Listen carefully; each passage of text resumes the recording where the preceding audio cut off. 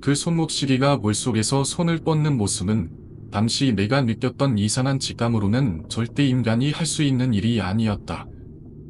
손목이 고을리 물결을 가르며 일직선으로 뻗어 있는 모습은 마치 그 손이 물속에서 무언가를 잡고 있는 듯했다. 물속에서 뻗어나온 손은 갑자기 미세한 떨림을 일으키며 끊임없이 움직였다. 그것은 살아있는 것처럼 고요하게, 그러나 점점 더 확실하게 나를 향해 다가오고 있었다. 그 순간 손전등을 비추고 있던 두 남자가 그 손목을 바라보며 담담한 표정을 짓더니 갑자기 한 명이 모르를 뛰어내려서 하천 쪽으로 다다랐다. 나머지 한 명은 무언가를 깨닫는 듯 고개를 돌려 내게로 다가왔다. 학생, 그거 아니야. 아무것도 아니야. 그 남자는 뭔가 숨기고 있는 듯 말끝을 흐렸다. 그의 목소리는 떨리고 있었고 나는 그가 두려워하고 있다는 것을 직감할 수 있었다. 하지만 그 손목은 여전히 물살 속에서 그대로 있었다. 나는 그 남자들에게 물어봤다. 저기, 그거 사람의 손이 아니죠? 그 남자는 한참을 망설이다가 입을 열었다. 그건 이 근처에서 몇 년 전에 일어난 일이야. 누군가 자살을 시도하고 그 물속에서 시체가 떠올랐다는 이야기가 돌았죠. 하지만 그것도 단지 소문일 뿐이었지. 자살이라거나 사고였다거나. 그 남자의 말이 끝나자 나는 소름이 돋았다. 그 손목이 이제는 나를 향해 천천히 돌기 시작했다. 그리고 손끝이 물속에서 더 이상 보이지 않자 나는 본능적으로 뒤를 돌아보았다. 그 순간 물속에서 무언가가 빠르게 끌려 나오는 소리가 들려왔다. 그것은 단순한 물결 소리가 아니었다. 그것은 마치 인간의 손이 아닌 기이한 존재의 손톱으로 볼을 긁는 듯한 소리였다. 나는 점점 숨을 멈추어 그 소리가 어디에서 오는지 확인하려 했지만 두려움에 움직일 수 없었다.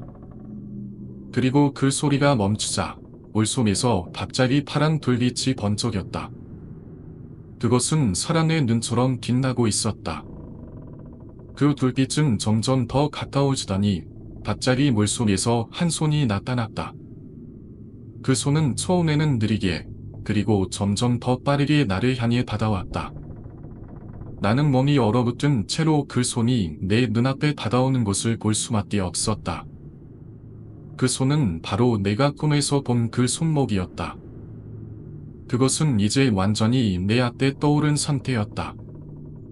나는 그 손목이 나를 향해 서서히 다가오는 것을 느꼈고 그것이 점점 더 나를 억제하려 하는 듯한 느낌을 받았다.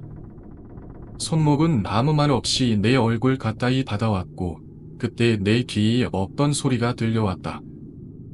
너도 이제 나처럼 여기에 갇히게 될 거야. 그 말이 끝나기 무섭게 나는 정신을 차리기 위해 눈을 감고 깊게 숨을 쉬었다. 하지만 눈을 뜨자 그 손목은 사라져 있었다. 대신 차가운 기운이 나를 감쌌고 몸이 떨리기 시작했다. 나는 급히 집으로 돌아가려고 했지만 발걸음이 떼어지지 않았다. 그 손목시계가 내 손목에 감겨 있을 때까지 나는 그 존재를 떨쳐버릴 수 없었다. 그날 밤 나는 기몸 사몸 속에서 잠을 이루지 못했다. 그 손목시계를 찬 손이 계속 내 눈앞에 떠오르며 그 손목을 향해 내가 다시 돌아서야만 할지 아니면 영원히 그곳을 떠나야만 하는지 결정을 내려야 했다. 그런데 그날 밤 내 머릿속에서 어떤 기묘한 소리가 들렸다. 그것은 분명히 내 몸을 덮고 있는 담요 속에서 무언가가 바스락거리는 소리였다. 나는 그 소리가 점점 커져가는 것을 들으며 다시 한 번 눈을 감았다. 그 소리는 이제 내 귀에 너무 가까운 곳에서 들려왔다. 나는 그 소리가 나를 따라오고 있다는 느낌을 받으며 천천히 잠에서 깨었고 주위를 둘러보았다. 그러나 내 방은 여전히 조용했고 아무것도 이상한 점은 없었다. 그럼에도 불구하고 그 밤이 지나고 나서 나는 다시는 예전처럼 편안한 밤을 보내지 못했다. 그 손목 시계는 결국 나를 따라다니기 시작한 것이다. 그 이후로 매일 밤 내가 잠들기 전 그 손목 시계의 소리가 들리기 시작했다. 처음에는 아주 미세한 소리였지만 점차 뚜렷하게 들리기 시작했다. 시계의 초침 소리, 그것은 단순히 시계에서 나는 소리가 아니었다. 그것은 내가 알 수 없는 어떤 차가운 존재의 소리였다. 밤마다 그 시계의 소리가 내 귀에 울려 퍼지면서 나는 더 이상 밤을 지새우는 것이 불가능했다. 어느 날 밤, 나는 잠깐 눈을 감은 사이에 손목 시계의 시계줄이 내 손목에 감겨 있다는 것을 느꼈다. 나도 모르게 그것을 끊으려고 했지만 그 시계줄은 마치 살아있는 것처럼 내 손목을 꽉 잡고 있었다. 그 순간 시계의 바늘이 무언가를 가리키며 움직였고 그것은 바로 내가 떠나지 말아야 할 곳을 의미하는 듯했다. 그때부터 나는 알게 되었다. 이 시계는 단순한 물건이 아니다. 나를 그곳에 묶어두기 위한 존재임을. 그 이후로도 그 저수지의 이야기는 제 마음속에서 쉽게 잊혀지지 않았습니다. 며칠이나 지나고 마침내 친구와 저는 그곳에 다시 가지 않기로 다짐했지만 그 기억은 계속해서 저를 따라왔죠.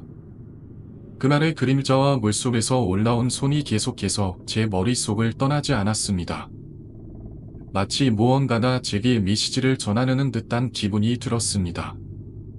어느 날, 그 기억을 떨쳐내기 위해 다른 곳으로 떠나고자 결심했어요. 친구와 함께 가까운 산에 가서 하이킹을 하기로 했죠. 하이킹을 하면서 한참을 걷고 나서야 그 불안감을 어느 정도는 잊을 수 있었습니다. 그런데 그날 산을 내려가던 중 다시 그 눈물이 떠오르는 순간이 있었습니다. 산을 내려오는 길목에서 저는 우연히 한 마을을 지나가게 되었고 그곳에서 오래된 다리를 발견했습니다.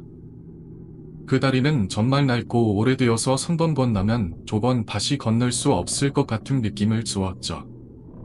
친구가 여기 지나가도 되나? 라고 묻자 저는 그 다리를 건너는 것을 불안하게 생각하면서도 그저 고개를 끄덕였어요. 마치 그 물속에 무언가가 나를 기다리고 있는 듯한 느낌을 받았습니다. 다리를 건너는 동안 이상하게도 그 순간만큼은 공기가 차갑고 온몸이 긴장되었습니다. 다리 위에서 잠시 멈춰 서서 바라본 풍경은 평온해 보였지만 그곳에서 뭔가 이상한 느낌이 들었죠. 그것은 단순한 불안감이 아니었어요. 그것은 마치 그 물속에서 올라온 손이나 그림자가 다시 나타날 것만 같은 예감이었습니다. 그렇게 계속 걷고 있을 때 갑자기 제 발 밑에서 끈끈한 무엇인가가 느껴졌습니다. 제 다리가 물속에 빠지지 않았다는 것에 다행이라고 생각하며 고개를 돌려봤죠. 그때 제 눈에 띈 것은 놀랍게도 그 다리 아래에서 물이 흐르는 곳에서 무언가가 일렁이는 모습이었습니다. 마치 사람이 물속에 떠있는 듯한 형태였죠. 저는 순간적으로 그 그림자를 떠올리며 다시는 그 물을 돌아보지 않겠다고 결심했어요.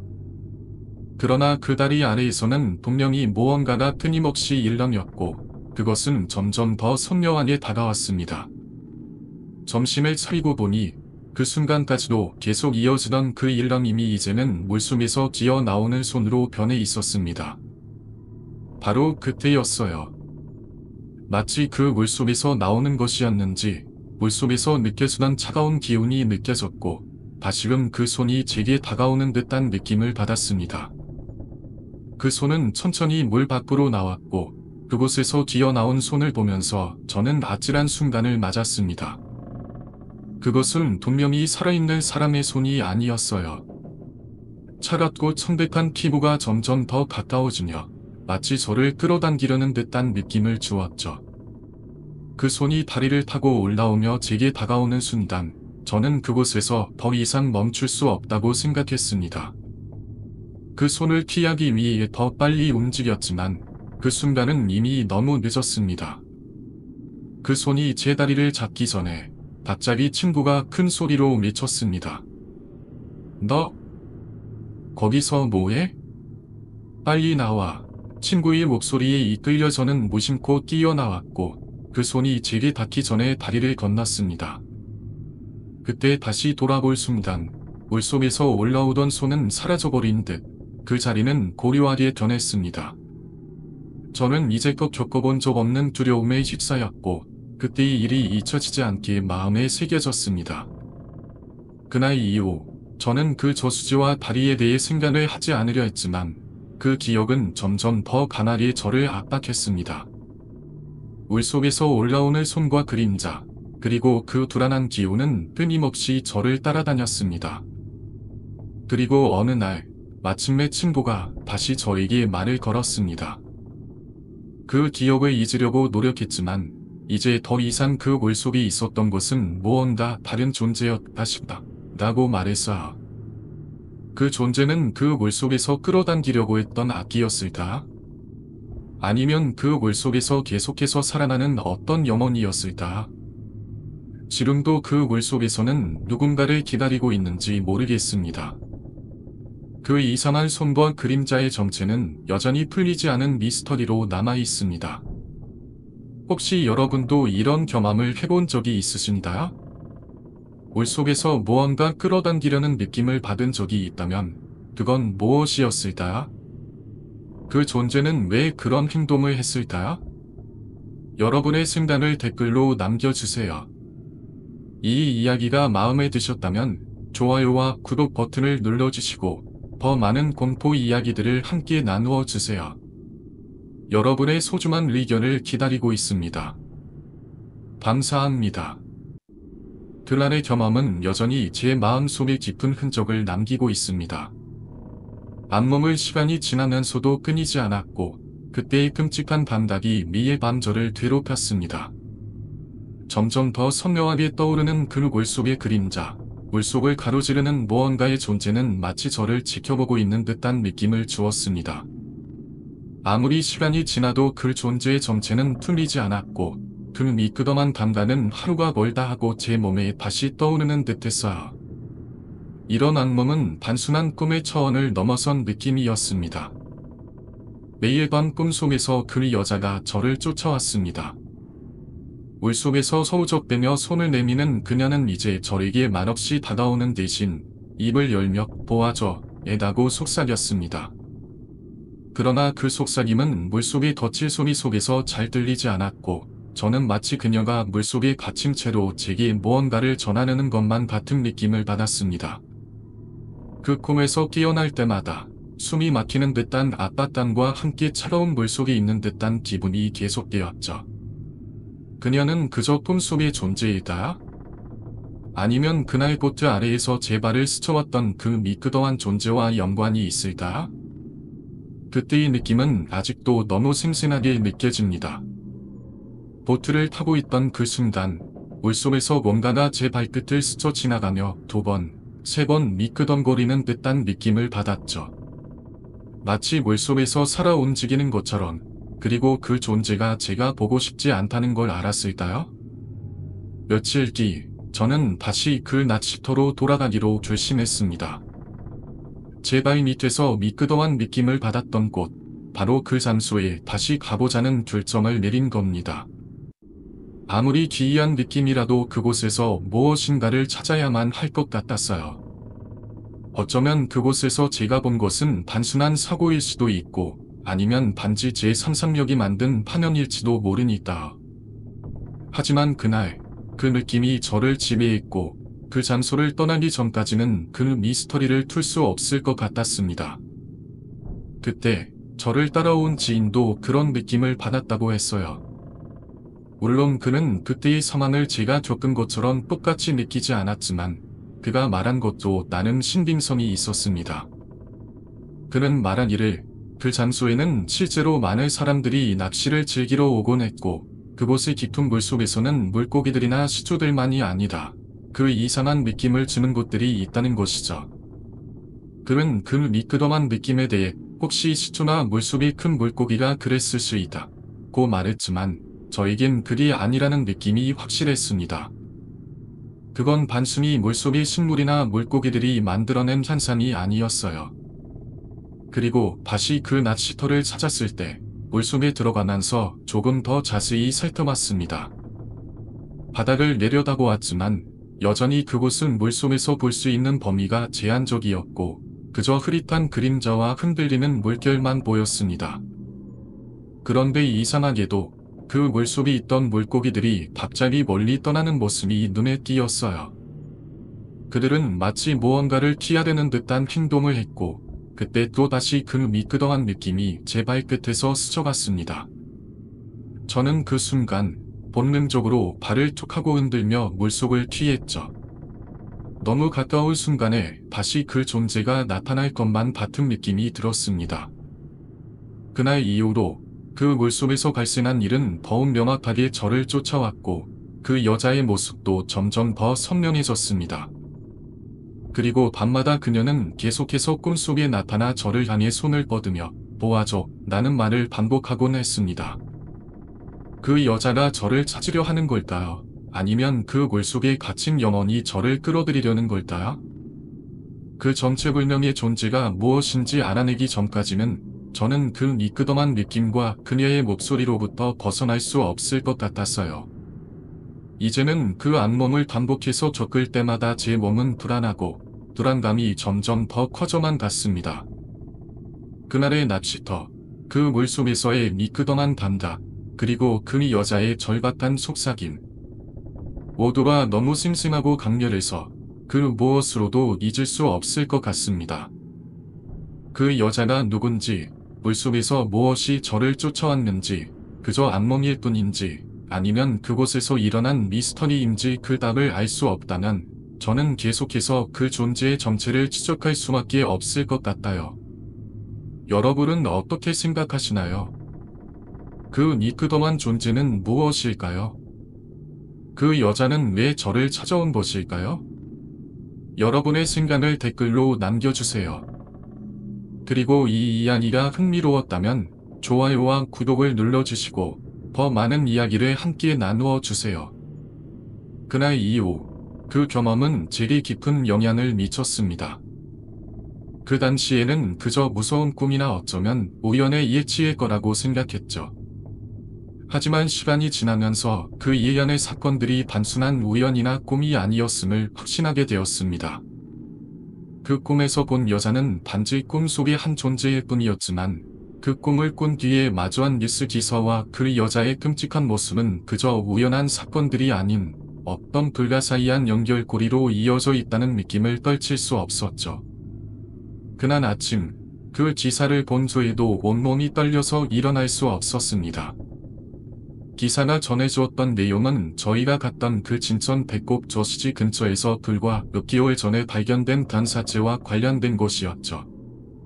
그때는 그저 낚시를 즐기고 그저 여름 날씨에 재미있게 시간을 보낸 지역뿐이었는데 그곳에서 그런 끔찍한 일이 일어난 것을 알게 되니 갑자기 낚시터에서의 모든 순간이 달라 보였습니다. 그리고 그 여자의 끔찍한 모습이 떠오르면서 그 당시 우리가 거기 있었던 이유와 그곳에서 발생한 불길한 사건들에 대해 계속해서 생각하게 되었죠. 물론 처음에는 그냥 이상한 우연일 뿐이라고 생각했지만 그날 밤 꾼 악몽은 단순히 꿈이 아니었을 가능성이 커졌습니다. 제가 경험한 모든 일이 너무 일관되게 이어지는 것 같았고 그 꿈 속에서 본 여자가 실제로 존재할지도 모른다는 생각이 머리를 떠나지 않았습니다. 그 후에도 그 저수지에 대한 생각을 떨칠 수 없었고 그날 밤은 마치 그 여자가 제게 전하려는 무언가가 있다는 듯한 기분이 들었습니다. 그 사건 이후로 저는 그 당시 사놓았던 델리보트를 중고로 팔기로 결심했죠. 물에 대한 두려움이 생기면서 저는 더 이상 그곳에서 낚시를 즐길 수 없을 것 같았습니다. 저뿐만 아니라 친구들도 모두 그 사건에 대해 다시는 그곳에 가고 싶지 않다고 입을 모았죠. 그날을 떠올릴 때마다 그 무서운 꿈과 그 여자의 모습이 다시 떠오르니라 마치 그 경험이 아직도 끝나지 않은 것처럼 느껴졌습니다. 그 후로 몇 년이 지나고 나서도 저는 그날의 경험을 잊을 수 없었습니다. 시간이 지나도 때때로 그 저수지에서의 기억이나 그 꿈을 떠올릴 때마다 심장이 쿵쿵 뛰고 그 당시의 그 기이한 감정이 다시 밀려옵니다. 이상하게도 그날 이후로 저에게는 물과 관련된 꿈들이 자주 꾸어졌습니다. 그것은 단순한 꿈이 아니다. 어떤 경보 같기도 했고 그저 불길한 예감이었던 것 같기도 했습니다. 그러나 다행히도 그 이후로는 더 이상 그 꿈을 꾸지 않았고 그저 일상에 돌아가게 되었습니다. 하지만 한 가지 동명한 것은 그 경험은 제 마음에 영원히 남아 있다는 것입니다. 그때 겪었던 일들은 단순한 악몽이나 우연이 아닌 뭔가 더 큰 의미가 있지 않았을까 하는 생각이 듭니다. 물귀신, 변사체, 그리고 그 기이한 꿈은 단순한 전설이 아니다. 제가 직접 겪은 일이라는 사실을 저 스스로에게 다시 한번 다기시키게 되었습니다. 그 후에도 저는 물을 더 이상 두려워하지 않으려 노력했지만 여전히 그 경험은 제 마음 속에서 지울 수 없는 흔적을 남겼습니다. 또한 그 경험 이후로 물귀신과 관련된 다양한 이야기들을 들을 기회가 있었습니다. 저와 비슷한 경험을 한 사람들이 있더군요. 분생활 중 만난 친구가 남한간 하류에서 겪은 물귀신 이야기다. 어른들이 들려주던 물귀신의 전설들도 계속해서 제 머릿속을 맴돌았습니다. 물귀신은 단순히 전설로만 존재하는 것이 아니다. 실제로 그런 존재가 있을지도 모른다는 생각을 떨칠 수 없었습니다. 특히 한 친구가 들려준 이야기 중 하나가 인상 깊었습니다. 그 친구는 군 복무 중에 남한간 근처에서 근무하면서 이상한 경험을 했다고 했습니다. 그 지역은 물귀신의 전설이 많은 곳으로 유명한데 그 친구는 자신이 그곳에서 근무 중에 자주 이상한 현상을 겪었다고 했죠. 밤늦게 물가 근처에서 이상한 소리가 들리고 물속에서 무언가가 손을 뻗어오는 느낌을 받았다고 합니다. 그리고 그 친구는 군 생활 중에 여러 번 그런 느낌을 받았다고 했는데 결국 그곳에서 물귀신을 경험한 것 같다는 생각을 하게 되었다고 했습니다. 이 모든 이야기는 결국 하나로 이어지는 것 같습니다. 그 당시 겪었던 저희 경험이 단순한 우연이 아니었음을 확신하게 되었고 물귀신의 존재는 단지 전설에 그치지 않을 수도 있다는 생각이 들었습니다. 제 경험은 동련이 무엇인가를 알려주려고 했던 것일지도 모릅니다. 그리고 지금도 저는 그 여자의 모습을 잊지 못하고 그날의 사건을 계속해서 기억하려 합니다. 그 당시의 모든 것들이 너무 생생하게 떠오르면서 마치 그 사건이 계속해서 제게 무언가를 말하고 있는 듯한 기분이 듭니다. 그 사건이 일어난 지 수년이 지나고 나서도 그날의 기억은 여전히 선명하게 남아 있습니다. 그때의 순간들은 저희에게 단순히 충격적인 사건을 넘어서 뭔가 더 큰 어두운 실체를 마주한 듯한 기분을 안겨주었죠. 그날 우리가 민박집 아저씨와 함께 물속으로 뛰어든 물속에서 찾은 것은 단순히 사람이 아니었습니다. 그곳에서 일어난 일들은 지금 생각해도 불길하고 한편으로는 이해할 수 없는 기묘한 느낌을 주었습니다. 그때 그 아이가 물에 빠졌을 때의 상황을 정확히 떠올리면 사실 그 아이는 정말 그 장소에서 빠지게 될 운명이었던 것처럼 느껴졌습니다. 처음에 우리가 그 아이를 구했을 때 그 아이는 너무 혼란스러워했고 아무것도 기억하지 못한 채 그냥 물에서 떠오른 것처럼 보였습니다. 그 아이가 말한 우리 오빠는요, 라는 말은 저희에게 큰 충격을 주었죠. 우리가 아무리 상황을 설명하고 도모를 찾으려 했지만 그 아이는 계속해서 오빠를 이야기하며 결국 진실을 알게 되었을 때 그 오빠가 실제로 그 아이의 친오빠가 아니라는 사실을 알게 되었을 때 모든 것이 한층 더 불길해졌습니다. 그 아이는 그날 물속에서 그 오빠와 함께 있었고 그 오빠는 결국 물속에서 생명을 잃었죠. 그 사실을 알게 된 가족들이 절망에 빠진 모습은 잊을 수가 없습니다. 민박집 아저씨는 이미 자신이 물속에 뛰어들어 여러 번 시도했지만 결국 사람을 구할 수 없었던 상황에서 점점 더 지쳐왔습니다. 물속에서 무엇을 찾으려 했는지 그리고 왜 그렇게 힘든 상황 속에서도 계속해서 시도했는지에 대해 저희는 아무도 알 수 없었습니다. 아저씨는 전문 다이버가 아니었고 그 물속은 너무 어두운 곳이었기 때문에 아무리 수색을 해도 무엇을 찾기 어려울 상태였죠. 결국 아저씨가 다시 물속에 들어가려고 할 때 그의 어머니는 쓰러져 거의 기절해버렸고 그 모습을 볼 사람들은 모두 놀라움과 함께 절망감을 느꼈습니다. 그 당시 상황을 떠올리면 그 가족들의 고통은 너무나도 실감나게 느껴집니다. 구조대가 도착하기까지 30분 이상이 걸린 후 잠수부들이 물속에 들어갔습니다. 그 잠수부들은 그곳의 물속 상황이 너무 어두워서 제대로 볼 수 없다고 했고, 그들이 들고 나온 것은 수심 표시판과 시험 금지 표지판이었습니다. 우리가 물속에서 그 사건을 확인할 때 이미 물속에서 몇 차례 시도했음에도 불구하고 그 상황은 점점 더 불확실해졌습니다. 그 후 잠수부들이 다시 한번 물속으로 들어갔고, 이번에는 낫을 가지고 물속의 수초들을 자르기 시작했습니다. 시간이 흐르고 난 후 잠수부들은 결국 어른 남자 한 명을 데리고 나왔습니다. 처음에는 그 남자도 어린 아이일 거라고 생각했는데, 알고 보니 그 남자아이는 사실 우리보다 1살 어린 아이였고 더 큰 신체를 가진 남자였다는 사실에 우리는 큰 충격을 받았습니다. 그 후 잠수부들은 다시 물속에서 아이를 찾으려고 시도했고, 결국 그 아이는 수풀이 전심에 감겨 있어 찾기 어려웠다고 했습니다. 그 순간 그 잠수부가 물속에서 그 아이를 발견하고 데리고 나오는 모습은 너무나도 드라마틱하고 한편으로는 매우 기이하게 느껴졌습니다. 그 사건 이후 우리는 그 아이가 겪었던 일을 떠올린다. 그 물속에서 그 아이가 느꼈을 공포와 고통을 상상할 수밖에 없었습니다. 그렇게 물속에서 구해낸 그 아이는 결국 119 구급차에 실려 보내졌고, 우리는 다시 그곳을 떠날 수밖에 없었습니다. 그 사건은 그 아이와 그 아이의 가족에게 큰 충격을 안겨주었을 뿐만 아니라 저희 모두에게도 한 사람의 생명이 얼마나 소중한 것인지, 그리고 그 장소에서 일어나는 일들이 단순한 사고가 아니라 뭔가 더 큰 힘이 작용하는 것처럼 느껴졌습니다. 민박집 아저씨가 말했던 것처럼 그곳은 매년 한 명씩 물에 빠져 죽는 일이 반복되고 있다는 사실에 대해 다시 한번 생각하게 되었습니다. 그곳에서 일어난 일들은 단순한 사고로 설명할 수 없는 미스터리한 일들이었고, 그 사건이 일어나고 나서 저희는 그곳을 다시 가고 싶지 않았습니다.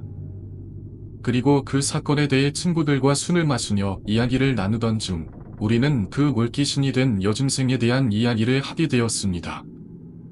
그 여중생은 그 전년도에 물에 빠져 죽었고, 그날 사건이 발생한 후 우리는 그 여중생이 물귀신이 되어 사람들을 끌어들였을 가능성이 있다는 이야기를 했습니다. 그 물속에서 벌어진 일들이 단순히 사고가 아니다, 뭔가 초자연적인 힘에 의한 것이라는 생각이 점점 더 강해졌습니다. 그때 그 여중생이 물귀신이 되어서 그 아이들을 이룩하고 끌어들였다고 믿게 되었습니다. 그리고 그 사건 이후 몇 년이 지나면서 저희는 그날의 기억을 계속해서 이야기하게 되었고, 그 사건이 얼마나 무섭고 기이했는지를 되새기게 되었습니다.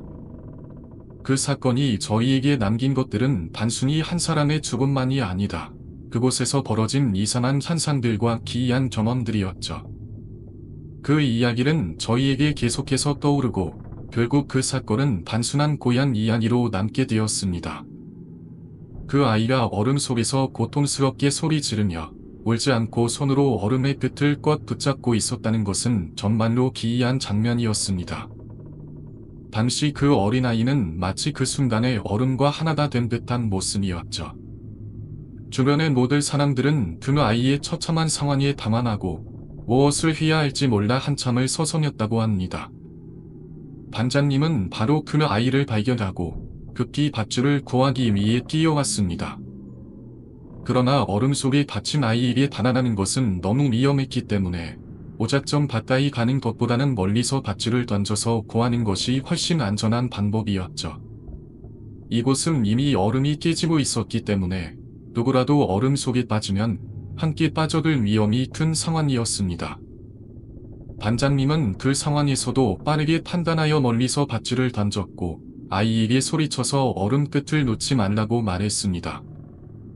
그때 아이는 계속해서 얼음의 끝을 잡고 있었고 소리 지르며 무엇인가를 외쳤습니다. 그러나 아이의 목소리에는 두려움보다도 혼란스러움과 분노가 섞여 있었죠.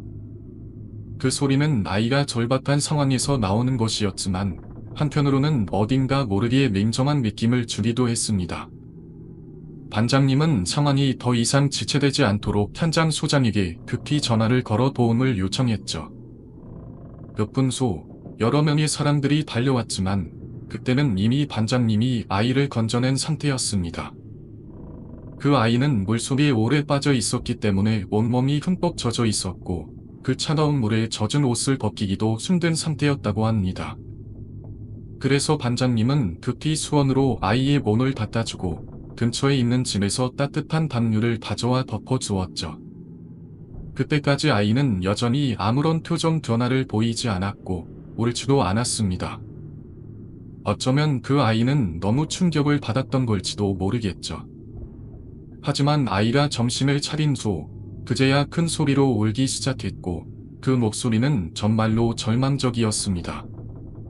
아이의 눈물을 보며 반장님은 한편으로는 안도했지만 또 한편으로는 그 아이의 말이 매우 충격적이었죠. 아이는 울며 감사합니다 라고 말하면서도 아빠도 빠졌어요 라는 말을 했습니다. 그 말은 그 자리에 있던 모두를 놀라게 했습니다. 이미 그 아이의 아버지는 얼음 속에 빠져 싸늘한 시체로 발견된 상태였습니다. 뒤늦게 도착한 구조대가 그 시체를 끌어내었고 결국 그날 사고의 전모가 드러났습니다.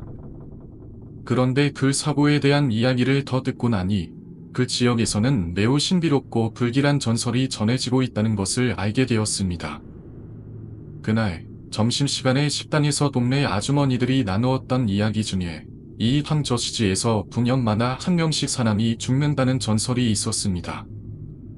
그 해가 바로 9년째 되는 해였다는 사실은 정말 충격적이었죠. 그리고 9년 전에는 그 저수지에서 처녀가 물에 빠져 죽었다는 이야기와 함께 그곳에서 벌어졌던 기이한 사건들에 대한 전설이 떠도는 것을 들었습니다. 그 당시에도 사람들은 처녀의 죽음이 단순한 사고가 아니다. 어떤 신비한 존재나 신의 의미 일어난 일이라고 믿었고 그 후에도 그곳에서 귀신의 출몰이나 이상한 현상들이 이어졌다고 합니다. 특히 그 아이가 부사의 스님으로 살아남을 수 있었던 이유는 바로 그 아이가 털 장갑을 끼고 있었기 때문이라고 합니다. 그 장갑이 얼음을 딱 닿나부터 아이가 물속에 빠지지 않고 얼음을 붙잡고 있을 수 있도록 도와준 것입니다. 만약 그 아이가 장갑을 끼지 않았거나 맨손이었다면 아이는 쉽게 얼음 속에 빠졌을지도 모릅니다. 그런 생각을 하니 정말 그 아이는 운이 좋았다고 가기 할 수 없었습니다. 그날 이후 저는 그 저수지를 다시는 가고 싶지 않았습니다. 특히 그 얼음 속에서 비명을 지르는 아이의 모습은 제 머릿속에서 쉽게 사라지지 않았습니다. 그 아이는 자신의 아버지가 빠져 죽은 것을 눈앞에서 목격한 뒤 그 아버지의 죽음을 고백하는 순간에 감정이 터져 나온 것 같았습니다. 그러나 그 아이가 얼음 위에서 그렇게 홀로 서오고 있었던 그 시간, 그때의 그 공포와 절망은 상상할 수 없을 정도로 컸을 것입니다. 그 후 모공 유원지에서의 낚시 이야기가 떠오릅니다. 저희는 그날 유원지 끝자락의 공터에서 낚시를 했습니다. 비가 오고 천둥이 친다는 예보가 있었지만 우리는 그 자리를 잡고 텐트와 차를 옆에 두고 낚시를 시작했죠.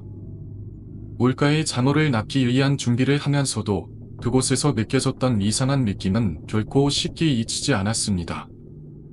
물속에서 던져놓고 기다리는 낚시의 시간 동안 점점 다가오는 비와 천둥의 소리 속에서 그곳에 숨겨진 어떤 위험이 있다는 느낌이 더욱 강해졌습니다. 그날 밤 우리는 낚시를 하면서도 특별히 두려운 감정은 없었습니다. 주변이 어두워도 낚시의 묘미는 그런 어둠 속에서 기다리며 여유를 즐기는 것이니까. 하지만 그날의 경험은 전혀 다른 차원의 이야기를 만들어냈습니다. 낚시를 시작한 지 한참이 지나도 아무런 입질이 없었고 기계적으로 바물 소리만 기다리던 저는 점차 지루함을 느끼고 있었습니다. 텐트로 이동해 맥주를 마시며 시간을 보냈고 그때부터 일이 조금씩 이상해지기 시작했습니다. 처음에는 아무렇지 않았습니다. 낚싯대에서 나는 딸랑딸랑 하는 바물 소리도 그저 입질이 온 것 정도로만 생각했죠. 그러나 그 소리가 점점 더 강렬하게 울리기 시작했고 마치 그 소리가 저를 부르는 듯한 느낌을 받았습니다. 바물 소리 나며 저는 갑자기 불안한 기분이 들었고 그대로 낚싯대 쪽으로 뛰어왔습니다.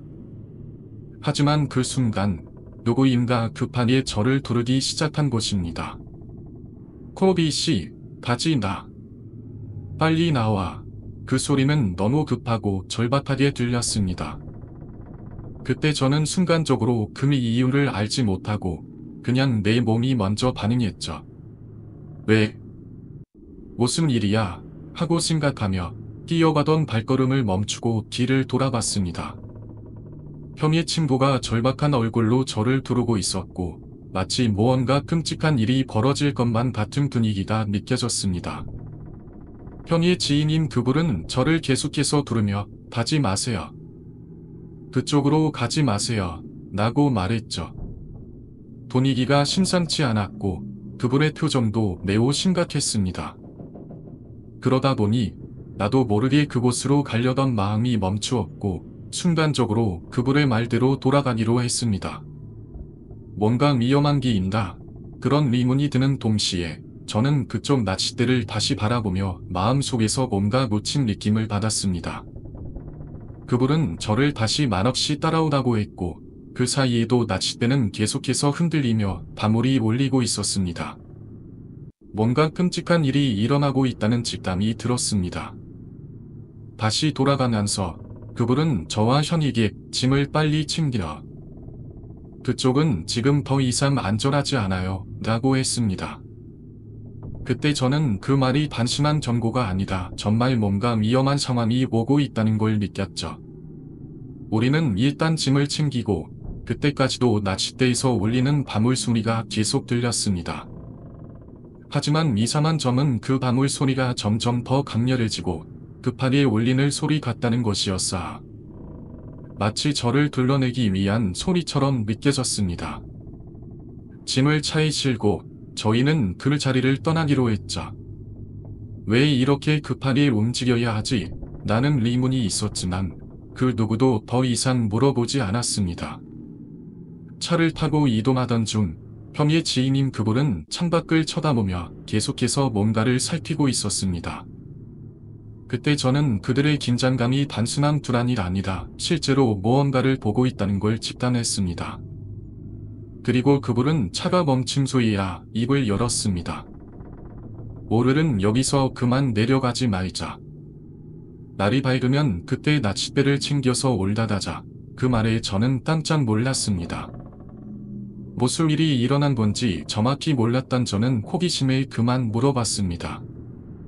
대체 뭐야? 왜 이렇게 다들 호들갑을 떠는 거야? 그때 비로소 그 형의 지인인 그분이 말을 시작했습니다. 그분은 박수무단이었다는 사실을 고백했습니다. 그분이 말하길 낚싯대 끝자락에서 내가 달려갈 때 그 낚싯대를 흔드는 손을 보았다고 했습니다. 그 손은 사람의 손이 아니었고 낚싯대를 흔드는 모습도 너무 이상했다고 했죠. 그분은 그 손이 이 사람의 손이 아니다.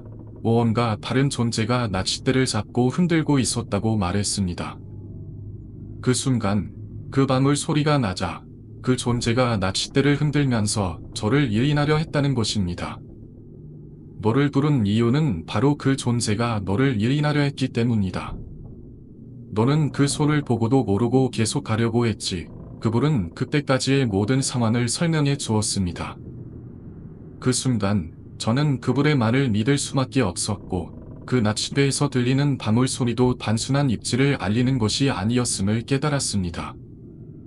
그 소리는 저를 끌어들이기 위한 함정이었다는 것이었습니다. 이후 저는 그 이야기를 다시 한번 되새깁니다. 그날의 경험이 단순한 낚시가 아니다. 위험한 존재와의 만남이었다는 걸 깨달았습니다. 그 이상한 바물 소리와 흔들리는 낚싯배는 저를 위험에 빠뜨리려고 했던 존재의 신호였던 것이죠. 그날 밤의 경험은 저에게 깊은 인상을 남겼고 그 이후로는 그런 낚시를 할 때마다 그 순간을 떠올리게 되었습니다. 그 그림자는 정말로 사람 같았지만 사람과는 다른 느낌이었습니다. 그 형태는 인간의 형상을 갖추고 있었지만 그것의 움직임은 너무 기이하고 비정상적이었습니다. 그 그림자가 지나가면서 공기 중에서 이상한 소리가 섞여 나왔습니다. 그 소리는 마치 가느다란 속삭임처럼 들렸고 공기를 쥐어짜는 듯한 압박감을 주었습니다. 그 순간 내 가슴은 울렁이며 빠르게 뛰었고 온몸에 식은땀이 흘렀습니다. 그 그림자가 나를 바라보는 것 같다는 느낌을 떨쳐낼 수 없었죠. 그림자가 사라지고 나서도 나는 아직 그 자리를 떠나지 못한 채 멍하니 서 있었습니다. 주변은 여전히 고요했지만 그 고요 속에 숨어있는 뭔가 음산한 기운이 나를 삼키려는 듯했습니다. 고요함 속에 내 발소리가 들리지 않고 시간이 멈춘 것 같은 기분이었습니다. 나는 몸을 돌려 그 자리를 떠나려 했지만 발이 무겁고 몸이 굳어버린 듯한 느낌을 받았습니다. 마치 내가 떠나면 뭔가 나를 붙잡을 것만 같았습니다. 그때 내 뒤에서 갑자기 낮은 목소리가 들려왔습니다. 여기서 뭐 하고 있냐? 그 목소리는 분명히 사람의 것이었지만 그 톤은 차갑고 비정상적으로 느껴졌습니다. 나는 뒤를 돌아보았고 그곳에는 아무도 없었습니다. 공기만이 차갑게 흩어져 있을 뿐이었죠.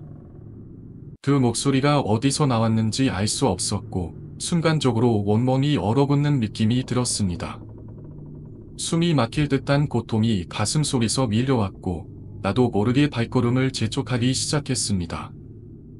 하지만 그 발걸음은 점점 더 느려졌습니다. 마치 땅 속에 발이 박힌 것처럼 발이 움직이지 않으려 했죠. 그때 다시 한번 그 그림자가 나타났습니다. 이번에는 더 가까이 다가왔습니다. 나는 그것을 제대로 보고 싶지 않았지만 눈이 그대로 따라났습니다.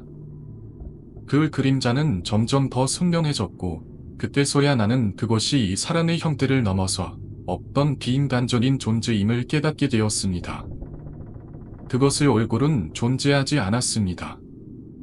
눈, 코, 입이 모두 조려된 듯한 형태였고 그 대신 짙은 어두운 그물만이 그곳을 자리 잡고 있었습니다. 그 얼굴 없는 존재가 나를 향해 천천히 다가오고 있었습니다. 내 몸은 더 이상 움직이지 않았습니다. 그 순간 내 머릿속에서 문득 떠오른 것이 있었습니다. 그곳은 오래전부터 사람들이 돌아나며 그곳에서 죽음을 맞을 사람들의 혼이 얽힌 장소라는 이야기를 들은 적이 있었습니다. 그때부터 내가 떠나지 못하는 이유도 그 혼들이 나를 잡으려는 것일까? 내 마음속에서 공포와 의문이 뒤섞였고 그것을 떨쳐내기 위해서는 시간이 필요했습니다. 그림자는 더 이상 거리를 두지 않았고 내 바로 앞까지 다가왔습니다. 그때 그것이 입을 열었고 나는 그 입에서 나오는 소리를 들었습니다. 그것은 사람의 목소리였지만 그 목소리는 마치 다른 차원에서 나온 듯한 불안정한 음성이었습니다. 너도 이제 나와 함께 해야 한다는 말이 나를 덮쳤고 그 말이 나를 뒤흔들었습니다.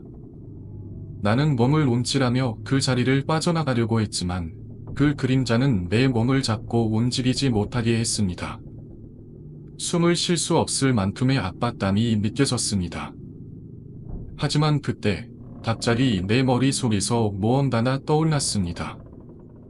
내가 알고 있던 전설 중 하나가 떠오른 것입니다.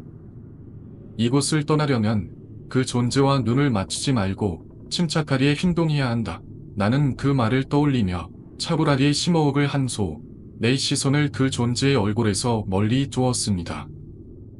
그리고 그 그림자에게 무슨 말을 해야 할지 알 수 없었지만 그저 나를 놓아줘 라는 말만 반복했습니다. 그렇게 말하며 나는 그 그림자의 손길을 느끼지 않기 위해 고개를 숙였습니다. 그 순간 그림자는 잠시 멈췄고 그 공기 속에서 느껴지는 압박감이 조금씩 풀리기 시작했습니다. 그 뒤로는 그림자가 다시 물러나지 않았지만 나는 그 자리를 벗어나기 위해 한 발 한 발 천천히 걸어 나가기 시작했습니다. 그때 뭔가가 그 그림자에게서 떨어져 나오는 느낌이 들었습니다. 그것은 마치 어둠 속에서 뭔가가 사라지는 듯한 느낌이었고 나는 그 순간을 놓치지 않기 위해 더 빠르게 발걸음을 옮겼습니다.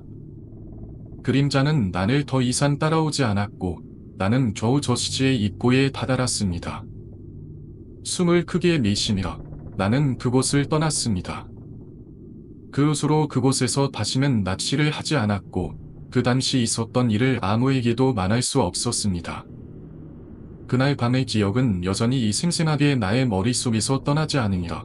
그 어두운 그림자가 나를 따라오지 않았다는 것을 믿기 힘들 정도로 선명하게 각인되었습니다. 몇 년이 지나고 나서야 저는 그 강가의 기억을 완전히 잊을 수 있었습니다. 하지만 내내 마음 한 구석에서 그 장소에 대한 의문과 불안감이 사라지지 않았습니다. 매년 여름이 다가오면 그 강가에서의 경험이 다시 떠오르곤 했고 한 번씩 그곳을 다시 찾아가고 싶다는 생각도 들었습니다. 그러나 언제나 그 생각은 멀리 밀어내니라. 그곳을 떠날 때의 그 찝찝한 기분이 다시 떠오르기 때문이었습니다. 그러던 어느 날 친구와 함께 여행을 떠나기로 했습니다. 그 여행의 목적지는 꽤나 먼 지역에 있는 작은 마을이었고 그곳의 유명한 관광지 중 하나는 바로 오래된 강가와 그 주변에 있는 고풍스러운 건물들이었습니다. 우리는 그곳에서 하루를 보내고 자연 속에서 편안히 시간을 보내기로 했습니다. 그리고 그 강가도 그 여행 일정 중 하나였기에 의도치 않게 다시 그 강가를 찾게 되었습니다. 처음에는 그곳이 옛날 그 강가와 같은 장소인지 알지 못했습니다. 그러나 그 강가에 도착하고 나서부터 느껴지는 그 이상한 기운, 낯익은 차가운 기운에 몸이 움찔했습니다. 시간이 흘렀음에도 불구하고 그곳은 여전히 변하지 않은 듯 했습니다. 강물은 여전히 그때처럼 차갑고 물속에 흐르는 미세한 기포 소리와 함께 물결은 조금씩 흔들리고 있었습니다. 그곳에 서 있는 동안 제 발끝에서부터 올라오는 식은땀을 느꼈습니다. 여기, 이 강가. 전에 본 곳 같지 않아요? 친구가 묻더니 그곳의 물속을 유심히 살펴보기 시작했습니다. 그때 제가 그동안 억누르며 잊어버린 감정이 다시 올라오기 시작했습니다. 그 소녀의 얼굴이 떠오르고 그때의 불안감이 다시 제 가슴을 졸였습니다. 갑자기 숨이 막히는 듯한 느낌이 들었습니다. 그 순간 제 몸이 굳어버리고 그 강물 속에서 누군가가 저를 쳐다보고 있다는 느낌이 단하게 들었습니다. 차가운 물속에서 무언가 움직이는 듯한 기운이 느껴졌고 눈을 감은 채 고개를 돌리며 그 소녀를 떠올렸습니다. 괜찮아? 너 왜 이렇게 멍하니 서 있어? 친구가 다시 말을 걸었습니다. 그 친구는 아마도 제 얼굴에 드러난 불안한 표정을 보고 걱정스러워한 것 같았습니다. 저는 잠시 멈칫하며 친구의 목소리를 듣고 자신을 다잡으려 애썼습니다. 괜찮아. 그냥 조금 피곤해서 그래. 라고 대답하며 제 자신을 다시 일으켜 세우려고 했습니다. 하지만 그때 강물 속에서 다시 그 소녀의 얼굴이 떠올랐습니다. 이곳에서 뭘 찾으려고 하는 거지? 저는 그 소녀의 목소리가 제 귀에 들리는 듯한 착각을 했습니다. 마치 물속에서 울려 퍼지는 목소리처럼 그 소녀는 다시 저에게 다가오려는 듯한 느낌을 주었습니다. 그 느낌은 점점 더 강해졌고 저는 더 이상 참을 수 없을 정도로 심장이 뛰기 시작했습니다. 주변의 소음도 전혀 들리지 않고 오직 그 소녀의 목소리와 물속에서 나는 이상한 소리만 들려왔습니다. 갑자기 물속에서 무엇인가가 튀어나오듯 솟구쳤고 그것은 제 발목을 잡으려 했습니다. 제가 놀라서 그 자리를 떠나려는 순간 친구가 제 팔을 잡고 끌어당겼습니다. 이리 와. 이곳에 오래 있으면 안 돼. 그 친구는 제 팔을 붙잡고 저를 강가에서 멀리 끌어냅니다. 자기도 뭔가 불길한 기호를 느낀 듯한 표정을 지었습니다. 그 순간 저는 정말로 물속에서 무언가가 저를 끌어내리려는 느낌을 받았습니다. 제 발목이 쥐어지는 듯한 느낌과 함께 물속에서 쏟아지는 기운이 저를 압도했습니다. 이곳은 그냥 평범한 강가가 아니라 친구가 무섭게 말했습니다. 우리는 빠르게 강가를 떠났습니다. 그날 이후로 저는 더 이상 그 강가를 가까이 할 수 없었습니다. 과거의 그 경험이 저를 완전히 지배하고 있었고, 그 강가는 더 이상 제가 편안히 갈 수 있는 장소가 아닌 듯한 느낌이 들었습니다. 그 강가에서 무슨 일이 있었던 건지, 그곳에서 어떤 영혼들이 떠도는 것인지에 대한 의문은 여전히 풀리지 않았습니다. 그 강가에서의 경험은 결국 제가 떠난 후에도 계속 제 마음속에서 떠나지 않았습니다. 저는 그 강가나 단지 물리적인 공간이 아니다. 그 안에 얽힌 과거와 영혼들의 흔적이 여전히 남아있는 장소라고 믿게 되었습니다. 그리고 그 강가는 사람들에게 반환할 수 있는 기회를 제공하면서도 그 대가로 어떤 대가를 요구하는 장소일지도 모른다고 생각하게 되었습니다. 이 이야기가 여러분에게도 똑같은 경고가 되지 않기를 바랄 뿐입니다. 저는 그날 이후로 그 강과 관련된 기억을 완전히 떨쳐낼 수 없었습니다. 언제나 강가에서 들려오는 물소리와 함께 그 누나의 얼굴이 떠오를 때면 나도 모르게 몸이 움츠러들곤 했습니다. 특히 그 누나의 입술이 보랏빛으로 변한 장면이 꿈처럼 반복되었고 그때마다 불안한 기분이 밀려왔습니다. 물에 대한 두려움이 더해갔고 그 강에 대한 생각이 하루에도 몇 번씩 떠올랐습니다.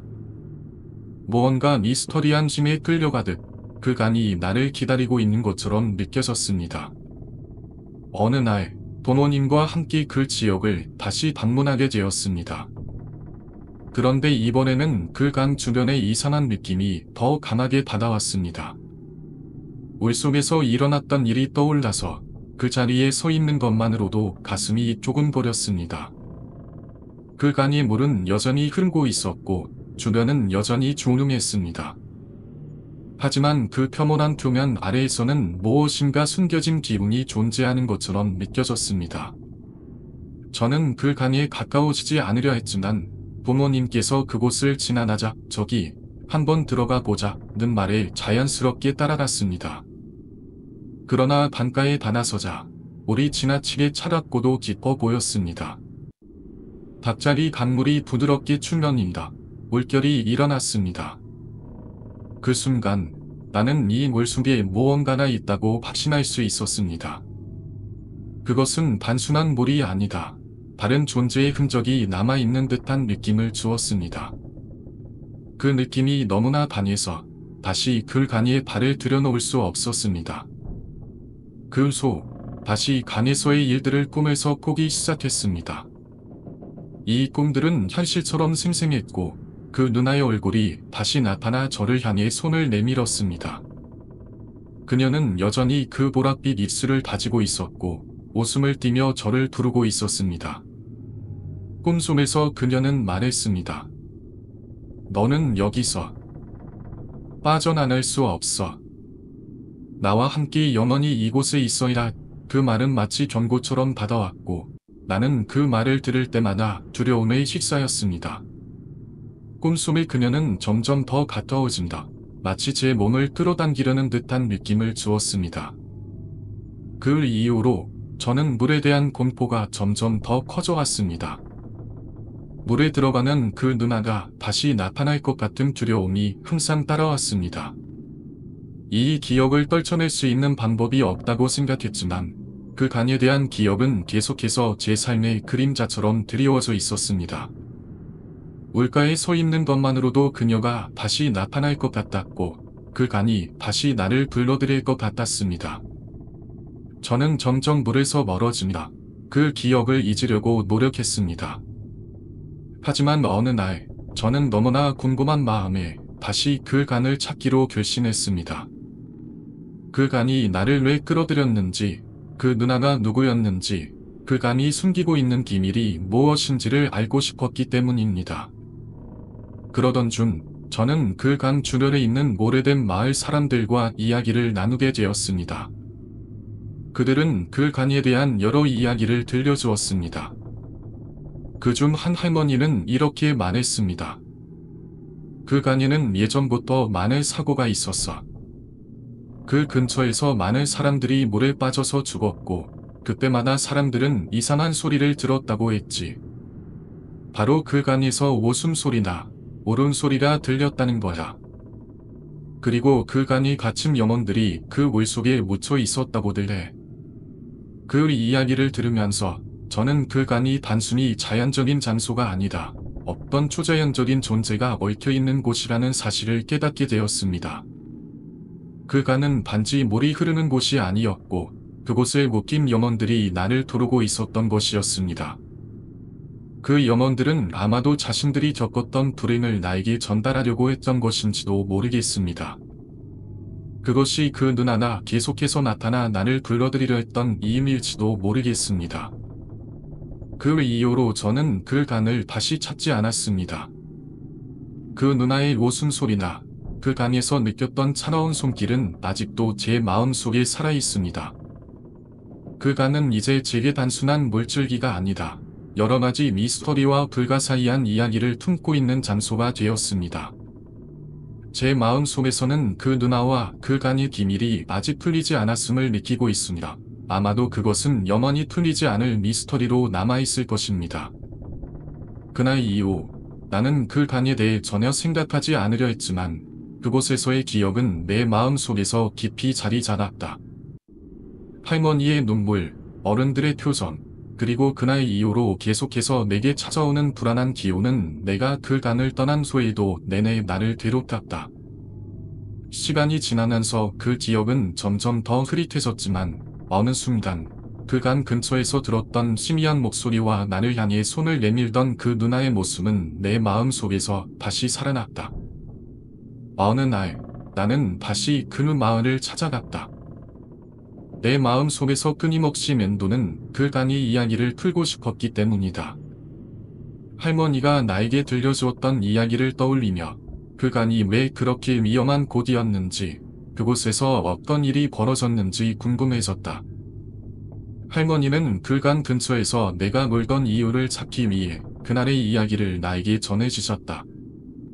그때 할머니는 나를 물가에서 보았을 때 내가 무엇인가와 물고 있다고 생각했지만 그 사실이 점점 더 이상해지기 시작했다고 하셨다. 그 누나의 모습이 단순히 내 상상 속의 존재일 뿐이었다면 좋았겠지만 그것은 더 이상 상상에 불과하지 않다는 걸 알게 된 순간 할머니는 무언가 큰 일이 벌어지고 있다는 직감을 받았다고 했다.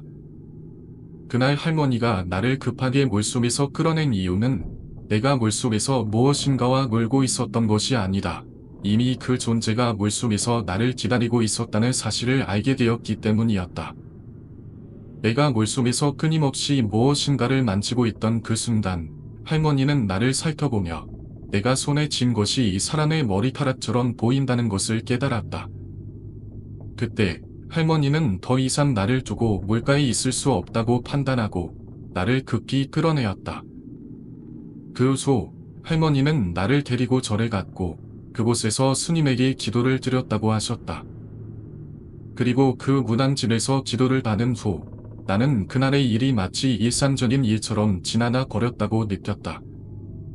하지만 그 일이 지나고 나서도 나는 여전히 그 간과 그 간이 주변에서 일어난 불가사의한 일들에 대해 계속해서 궁금해했고 시간이 지나면서 그 기억은 점점 더 뚜렷하게 나를 찾아왔다. 나는 그 간을 떠나기 전에 그곳에서 무슨 일이 일어났는지 알 수 없었지만 그 간이 단순한 물의 흐름을 넘어서는 무언가를 품고 있다는 확신이 들었다. 그 간에서 일어난 일들은 나를 끊임없이 괴롭혔고 그곳에서 죽은 아이들의 영혼은 여전히 그 간을 떠돌고 있을지도 모른다는 생각이 들었다. 그 간에서 나를 끌어내었던 할머니의 행동은 단지 그 간의 불길한 에너지를 피하기 위한 것이었을지 모르지만 나는 그 후로도 그 간을 떠날 수 없었다. 그 간은 나에게 언제나 두려움의 상징처럼 남아 있었고 그 간을 떠나면 그때의 기억이 사라질 것 같지 않았다. 그 간의 이야기는 그 마을의 전설처럼 전해지고 있으며 이제는 그 간 근처에서 벌어졌던 사건들에 대해 모두가 알게 되었다. 그 간에서 일어난 사건은 단순히 아이들이 빠져 죽을 사고가 아니었다. 그 간은 그 자체로 악령이 깃든 곳이었다. 그리고 그 간에서 죽은 아이들의 영혼은 아직도 그곳을 떠나지 못하고 있다는 이야기였다. 마을 사람들은 그 간을 두려워하며 그 근처에서 낯이나 개를 띄우는 일은 절대로 하지 않았다. 그 간을 지나가는 누구든지 그 간의 저주를 받게 될 것이라며 사람들은 그곳을 피하려고 했다. 하지만 나는 그 간에 대해 너무 많은 의문을 품고 있었다. 그 간의 저주나 무엇인지, 그 간을 떠도는 영혼들이 왜 그곳에 갇혀 있는지에 대해 알아내고 싶었다. 그래서 나는 다시 그 마을을 찾아갔다. 그 간에 대해 더 많은 이야기를 듣고 싶었고, 그 간의 비밀을 풀어내고 싶었다. 그 간 근처에 살고 있는 사람들과 이야기를 나누고, 그 강에서 일어난 일들을 다시 한번 되짚어 보았다. 그리고 나는 그 간에서 죽은 아이들의 영혼이 여전히 그곳을 떠돌고 있다는 사실을 다시 한번 확신하게 되었다. 그 간은 단순한 물이 흐르는 곳이 아니었다. 그 간은 죽은 자들의 영혼이 갇혀 있는 곳이었다. 그곳에서 벌어진 비극적인 사건들은 단지 시작에 불과했다. 그 간은 계속해서 사람들을 끌어들이고 있었다.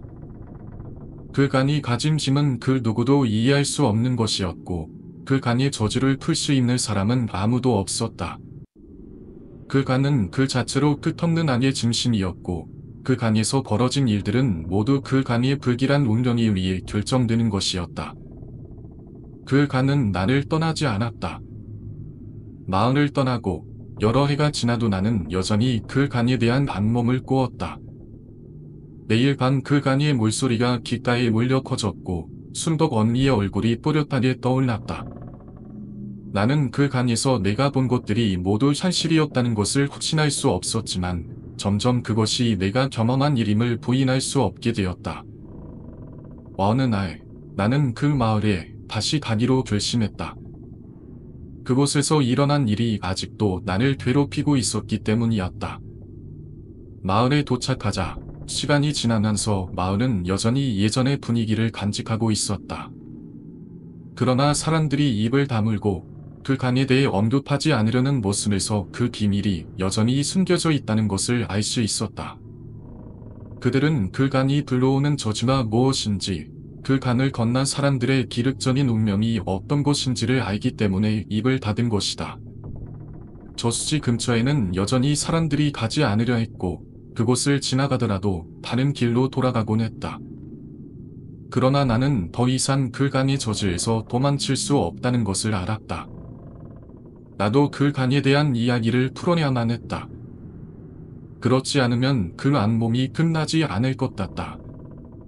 저수지에 다시 도착한 나는 그곳을 바라보며 차가운 바람을 맞았다. 물은 여전히 흐르고 있었고 그 물속에는 무엇인가 어두운 기운이 감돌았다. 바로 그때 다시 그 얼굴이 떠올랐다. 순덕 언니의 얼굴이 저수지 물속에서 떠오르고 있었다. 그 순간 나는 다시 물속으로 끌려갈 것 같은 두려움에 휩싸였다. 하지만 이번에는 그것을 받아들여야만 했다. 내가 해야 할 일은 그 간의 비밀을 풀고 그 간의 얼찐 영혼들에게 평화를 주는 것이었다. 저수지 근처에서 나는 한 노인을 만났다. 그는 이 마을에서 오래된 주민으로 여러 세대를 거쳐 살아온 사람이라고 했다. 그는 나에게 다가오며 말없이 저수지를 바라보았다. 그리고 잠시 후 그는 입을 열었다. 이곳에서 무언가 끔찍한 일이 일어날 것이라고 생각하는가? 그렇다면 그것은 내가 끌어들이고 있는 것이다. 나는 그의 말을 이해할 수 없었다. 그게 무슨 말씀이세요? 그 노인은 깊은 한숨을 내쉬며 대답했다. 이 간은 단지 물만 있는 곳이 아니다. 그것은 오래된 존재들의 집이자 그들의 저주가 흘러가는 길이다. 한때 이곳은 사람들이 죽을 때까지 자신들의 죄를 씻으려 했던 곳이었다. 하지만 이제 이 간은 그들에게서 벗어날 수 없는 곳이 되었다. 그의 말은 나를 더욱 혼란스럽게 만들었다. 그런 순덕 언니도 저 간이 위에 끌려왔다는 건가? 노인은 고개를 끄덕였다. 그녀는 단지 그 간이 영향이 위에 끌려갔다. 하지만 그 간이 이곳을 떠난 사람들을 그렇게 만들었던 것처럼 이제는 그 간을 떠난 사람들의 영혼도 그곳에 갇히게 될 것이다. 그 간은 단지 물이 흐르는 곳이 아니다. 그 영혼들을 가두는 감옥이 되었다. 나는 그 말이 무슨 뜻인지 완전히 이해할 수 없었다. 그러나 그 노인은 계속해서 설명을 이어갔다. 단의 저주는 단지 죽음에 그치는 것이 아니다. 그 간에 빠져 죽을 사람들은 그 간에 갇히게 되며 그곳에서 벗어나지 못한다. 그들은 그 간의 물속에서 계속해서 헤매고 그들의 영혼은 영원히 그곳에 갇혀 있다. 그 노인의 말을 들은 나는 더 이상 그 간을 떠날 수 없었다. 그것이 나에게 남은 마지막 해결책이었다. 순덕 언니를 구할 수는 없지만 적어도 그녀가 그 간에서 벗어나게 할 수 있을지도 모른다는 생각이 들었다. 나는 그날 밤 저수지 근처에서 다시 한번 꿈을 꾸었다. 꿈 속에서 나는 물속에 빠져들었고 그곳에서 순덕 언니와 다시 마주했다. 그녀는 여전히 물속에서 나를 바라보며 손을 내밀었다. 하지만 이번에는 그녀가 나에게 말을 걸지 않았다. 그저 나를 바라보며 고통과 슬픔이 담긴 눈빛을 보냈다. 순덕 언니, 괜찮아. 나는 물속에서 그녀에게 묻었다. 순덕 언니는 고개를 끄덕이며 나에게 가까이 다가왔다. 너를 기다렸어. 여기에 갇히지 않도록 도와줘. 그 순간 나는 무엇인가를 깨달았다. 순덕 언니는 저수지에 갇힌 것이 아니라 그곳에서 하단되지 못한 영혼이었다. 그녀는 나에게 도움을 청하는 것이 아니라 나를 통해서 그 간에서 벗어날 방법을 찾고자 했던 것이다. 나는 그녀의 손을 잡으며 그 간의 저주를 풀기 위한 방법을 찾기로 결심했다. 저수지의 깊은 물속에서 나는 그 간의 진정한 기미를 밝혀내야 했다. 그렇지 않으면 순덕 언니를 포함한 수많은 영혼들이 계속해서 그곳에 갇히게 될 것이다. 그저 한 번 더 생각해보고 그저 물속으로 끌려가지 않기 위해서는 그 간의 저지를 끝내야만 했다. 그 사건 이후 나는 그 간과 저수지에 얽힌 기밀들이 점점 더 미스터리하게 다가왔습니다. 할머니의 이야기를 들은 후 나는 더욱 강하게 느꼈습니다. 순덕 언니의 영혼이 저수지에서 떠도는 것이 아니었을까? 그녀는 그곳에서 갇힌 영혼들을 구하려 했고 그 덕분에 작은 아빠는 살아날 수 있었던 것입니다. 그날 이후로 저수지의 입구는 영구적으로 폐쇄되었고 마을 사람들은 그 근처에 접근하지 않게 되었습니다. 하지만 신기한 것은 그 이후에도 매년 저수지 근처에서는 적어도 4명의 사람이 죽어나가고 있다는 것입니다. 그것은 단순히 우연일까? 아니면 그 간의 저주가 여전히 그곳에 얽혀 있기 때문일까? 그 사건을 통해 나는 강과 저수지가 그저 물이 흘러가는 곳이 아니다. 어떤 존재들이 숨어있는 장소라는 것을 알게 되었습니다. 그리고 그 후로도 나는 꿈속에서 순덕 언니를 자주 봤습니다. 그녀는 여전히 물속에서 나를 도르고 내가 그 강에 빠져들지 않기를 바라는 듯한 눈빛을 보내곤 했습니다. 그녀는 나에게 분명히 경고하고 있었습니다. 그곳에 가지 마. 저수지 근처에는 또 다른 위험이 숨어 있어. 그녀의 목소리는 마치 저수지의 흐름처럼 사라지기도 하고 다시 나타나기도 했습니다. 나는 그 꿈을 꿀 때마다 점점 더욱 그 간의 비밀에 대해 알고 싶어졌습니다. 하지만 이제 나는 더 이상 그 간의 저주를 피할 수 없다는 것을 깨달았습니다. 순덕 언니가 나를 지키기 위해 그리고 그 간에 얽힌 영혼들이 구속받기 위해 나를 기다리고 있다는 생각이 점점 더욱 그 간을 이해하고자 했습니다. 그래서 나는 다시 그곳으로 돌아다니로 결심했습니다. 저수지에서 무엇이 일어나고 있는지 그곳에 숨겨진 비밀을 밝혀야만 했습니다. 그 후 나는 다시 저수지 근처로 향했습니다. 그런데 그곳에 도착한 순간 이상한 기운이 감돌고 있다는 것을 느꼈습니다. 공기는 무겁고 물속에서는 뭔가가 꿈틀거리는 듯한 느낌이 들었습니다. 그것은 순덕 언니의 영혼일까? 아니면 그 간의 저주가 여전히 살아있는 것일까? 나는 물속을 바라보며 무엇을 찾고 있는지 몰랐지만 그저 글간이 숨겨진 진실을 알아내기 위해 한 발짝씩 그곳으로 달아났습니다. 저수지에선 누구도 자유로울 수 없어. 이 말이 내 머릿속에 맴돌았습니다. 순덕 언니가 말했던 것처럼 글간은 단순한 물이 흐르는 곳이 아니었습니다. 그것은 오랫동안 숨겨진 비밀과 저주가 쌓여있는 장소였고 나는 그 비밀을 풀어야만 했다. 하지만 글간이 내게 무엇을 요구하는지, 그것을 풀 수 있는 방법은 무엇인지 알 수 없었습니다. 하나 확실한 것은 글간과 저수지의 저주가 결코 끝난 것이 아니라는 것입니다. 그리고 나는 이 미스터리를 풀기 위해 저수지의 어두운 물속에 다시 발을 디디는 순간을 기다리고 있었습니다. 이제는 내가 글간의 저주를 끝낼 때가 온 것 같다. 나는 그렇게 다짐하며 저수지를 향해 한 걸음 내딛었습니다. 영상은 여기서 끝납니다. 댓글 섹션에 이 이야기에 대한 생각을 남겨주세요. 좋아요와 구독을 눌러주세요. 시청해주셔서 감사합니다. 나는 이름 없는 두려움이다. 이제 안녕.